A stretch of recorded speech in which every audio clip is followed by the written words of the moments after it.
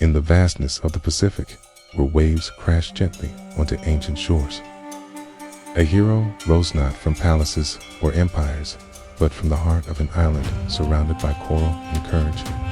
Filipino tribal warrior long before the name Philippines was whispered by colonizers. These lands were home to warriors, merchants, and proud chieftains. They knew no kings beyond their own shores, no gods imposed by sails, no chains made of crosses and crowns. But in 1521, foreign ships came, bearing gunpowder, faith, and conquest, and in their path stood one man, a chieftain, a warrior, a symbol. This is the story of Lapu-Lapu, the first Filipino hero who said no, no to surrender, no to colonization, no to fear. Before the Spanish arrived, the archipelago we now call the Philippines was a patchwork of kingdoms. Islands ruled independently by powerful datas, rajas, and sultans. These weren't primitive tribes. They were trading nations connected to the rest of Asia, bartering with merchants from China, India, Arabia, and Borneo. Tay crafted balangays, or boats carved from hardwood. They smelted iron, cultivated rice, fished with precision, and passed down wisdom through oral tradition. Spiritual life was rich. The people worshipped Anitos, spirits of nature and ancestors, guided by the wisdom of Babylon's priestesses and healer. In the Visayas, among these islands, sat Mactan, a proud, independent domain, and it was ruled by Datu Lapu-Lapu. He was no ordinary leader. He was known for his strength, his fierce sense of justice, and his unyielding pride. He lived not to conquer, but to protect his people. The arrival of strangers on March 16, 1521. The calm of the archipelago was broken by the arrival of Ferdinand Magellan, sailing under the banner of the Spanish crown. Magellan had survived storms, starvation, and mutiny to reach this new land. He sought new converts, new riches, new glory. That the islands of the Philippines, still unnamed, became his next ambition. He landed first in Hamanhan and soon reached Cebu, where Raja Humabon welcomed him. Humabon saw opportunity. Magellan's weapons could help him defeat his rivals. And so, in a political alliance disguised as faith, Humabon and his people were baptized into Christianity. Magellan, now confident in his control, demanded that neighboring leaders also submit to Spain and its god. But on Mactan, Lapu-Lapu refused. He saw the truth behind the shiny gifts and foreign prayers. He would not kneel. He would not convert. He would not pay tribute to a distant king across the sea.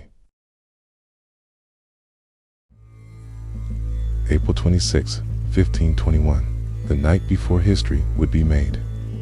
On the shores of Mactan, under the cover of darkness, Lapu-Lapu gathered his warriors. He knew that Magellan planned to attack at dawn. They had no cannons, no muskets, no armor of steel. What they had were blades of campulin, shields of hardwood, and hearts of flame. That night, Lapu-Lapu's voice cut through the air. They come not to trade, not to share. They come to rule. Let them return to the sea not as victors, but as ghosts. His warriors painted their faces, smeared ash on their chests, said prayers to the spirits. It was not just a fight, it was a defense of identity.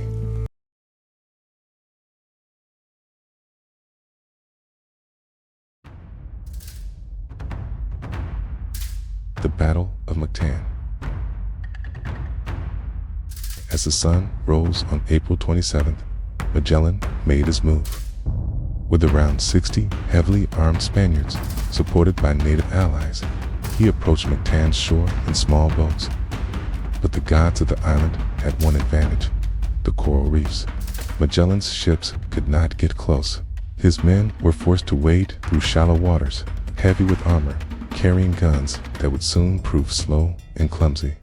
On the beach, 1,500 native warriors waited silent, ready, barefoot, but fierce. And when the Spaniards reached the shore, the island erupted. Screams, spears, smoke, gunfire cracked, but Lapu-Lapu's warriors moved too fast, too wild, too many. The trees became ambushes, the rocks, shields. The waves ran red. Magellan tried to rally, but he was struck by a poisoned spear in the leg, and as he fell, his men fled, leaving their commander behind. Then came Lapu-Lapu, blade in hand, heart unshaken. He walked through the battlefield like a storm, and with one final blow from his campion, Ferdinand Magellan was no more. Aftermath and legacy. The Spanish survivors escaped back to Cebu, stunned and broken. Magellan, the explorer who had sailed around the world, is dead on the beach in Mactan, cut down by the very people he tried to rule. Lapu-Lapu had not only defended his island, he had delivered a message to the most powerful empire on earth. We are not yours to conquer. His victory became a legend, passed down in whispers, songs, and firelight.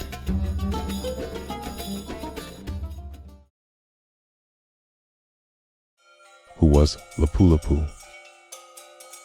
To this day, the details of Lapu-Lapu's life remain shrouded in mystery.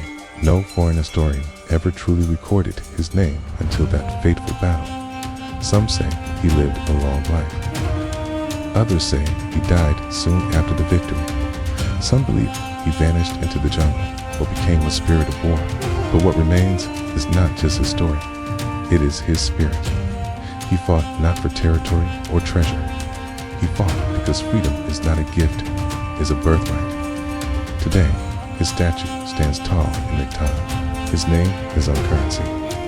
His legacy in every child who learns that resistance is not only possible, it is powerful.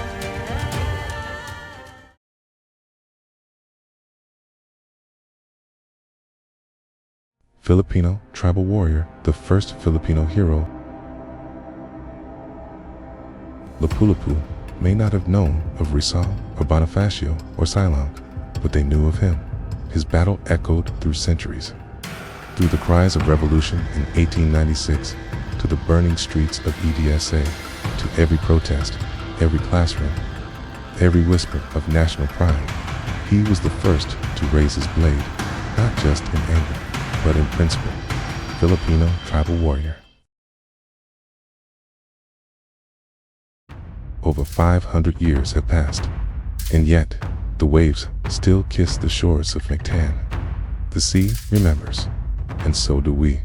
Lapu-Lapu stood when others bowed. He spoke when silence was easier. He fought, not because he wanted war, but because he refused to be conquered. Still, his voice echoes across the islands. I am Lapu-Lapu.